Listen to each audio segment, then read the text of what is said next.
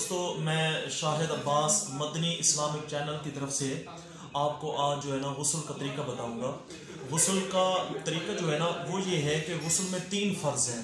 پہلے نمبر پہ یہ ہے کہ ناک میں پانی ڈالیں اور اس انداز میں ڈالیں کہ ناک میں کوئی ایک بال بھی خشک نہ رہے، ناک کا سارا اندر کا حصہ جو ہے نا نرم ہڈی تک جو ہے یہاں تک یہ بالکل تر ہونا ضروری ہے۔ یہ پہلا فرض ہے۔ اور دوسرا فرض غسل میں جو ہے نا وہ ہے کلی کرنا، اور کلی اس انداز میں کی جائے کہ منہ کا جو اندر کا حصہ ہے وہ سارا تر ہو جائے کہ کوئی حصہ بھی وہ جو ہے خشک نہ رہے۔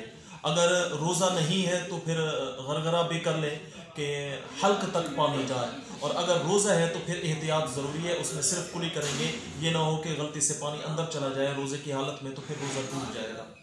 تو تیسرے نمبر پہ جو غسل کا فرض ہے وہ یہ ہے کہ سر سے لے کر پاؤں تک پورے جسم کو اس انداز میں تر کیا جائے کہ بال برابر بھی جسم کا کوئی حصہ جو ہے وہ خشک نہ رہے۔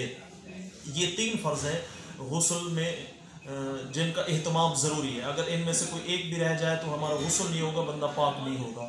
باقی کچھ چیزیں ہیں جو مسنون ہیں، مثلا کہ پانی ڈالتے ہوئے پہلے دائیں کندھے پہ پانی ڈالیں، پھر بائیں پہ ڈالیں، پھر سر پہ ڈالیں، اور جو ہے نا صابن سے اچھے طریقے سے جسم کو صاف کر لیں، اور غسل کرنے سے پہلے نماز کی طرح مکمل وضو کر لیں، اور جس جگہ غسل کر رہے ہیں نیچے اگر کوئی ایسی جگہ ہے پلید وغیرہ تو اس کو پانی بہا کے صاف کر لیں، جو ہمارا غسل ہو جائے گا۔